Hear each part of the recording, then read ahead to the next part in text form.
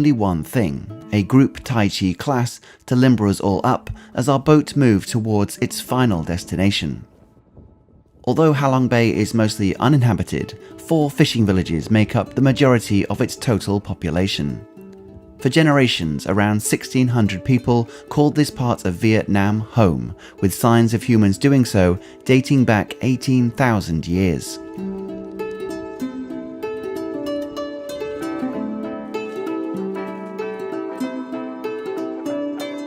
Living off the land and water, the inhabitants built schools, shops, homes, and apparently even its own police force, creating a beautifully self-contained society.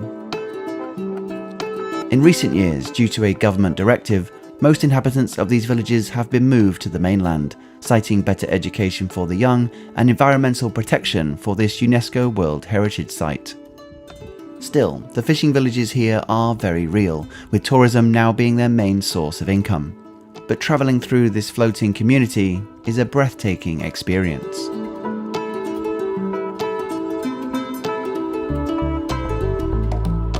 Once on land, we drove back to Hanoi Airport, where we took a brief 1-hour domestic flight to Hoi An. Now, in a move that's very unlike me, I'd done next to no research for this part of the trip, so upon checking in, we had no idea what was waiting for us just around the corner. After a spot of unpacking, we wandered into central Hoi An and were blown away with what we saw. Over the next 3 nights, this would become my favourite place in all of our time here, and somewhere you should definitely be adding to your list.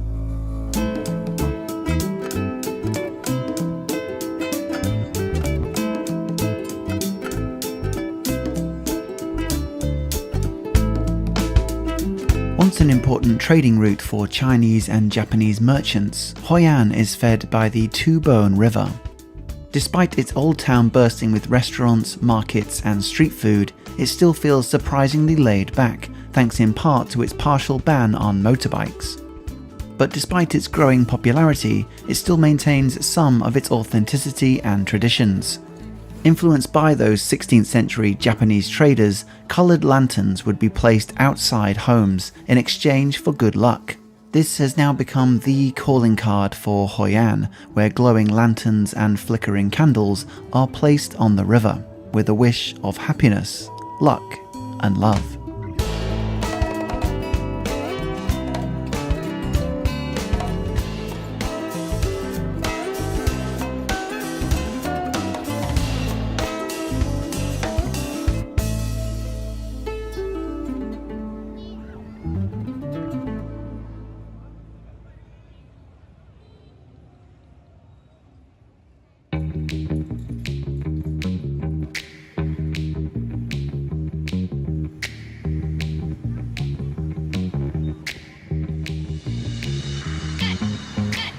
Situated along the busy trading route, it's no surprise that Hoi An built an industry around silks, suits, and dresses.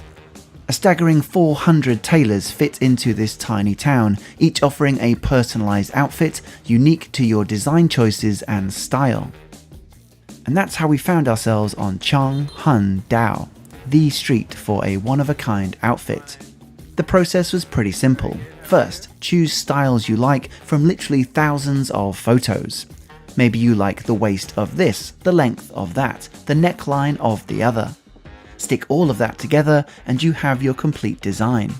Now, as I'm sure you can imagine, this was all incredibly exciting for your narrator. Second, choose your cloth.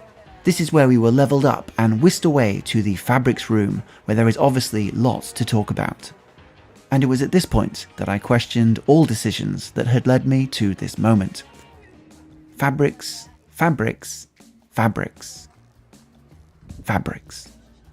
Although brief, I did for a second question that maybe, just maybe, I myself wasn't bringing my full sexy A-game. But that was of course just a fleeting moment. It was as quick as the next morning, where Chiaki returned for a final fitting, and then we picked it up, all finished, a day later.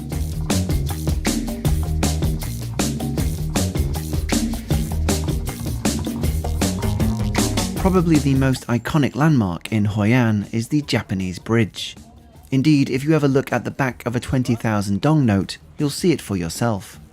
Built in the 15th century, it was constructed by those same Japanese merchants who settled here, seeking quick access to the Chinese communities across the water. The bridge represents Namazu, a giant underground catfish which was said to cause earthquakes, and was therefore tied down at both ends. Unable to move, Namazu could no longer cause the ground beneath it to shake.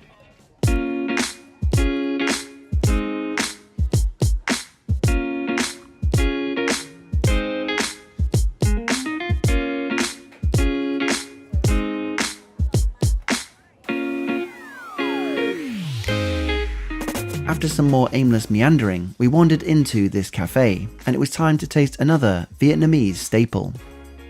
The egg coffee, or Cafe Chung, is a bitter coffee, blended with the sweetness of egg yolk, condensed milk, and sugar.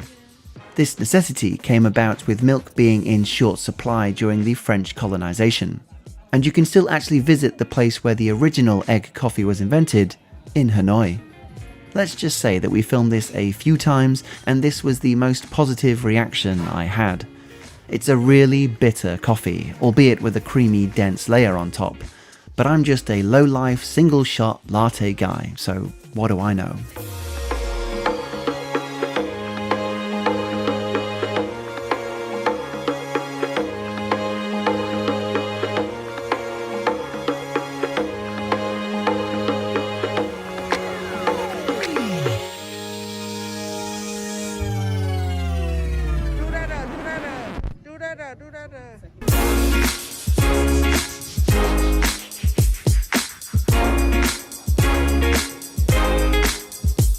Another walk and more signature dishes, this time with great success.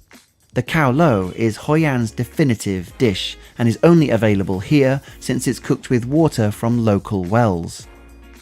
With barbecued pork slices sitting in fat udon-type noodles, greens, and a pork-based gravy, this really hit the spot.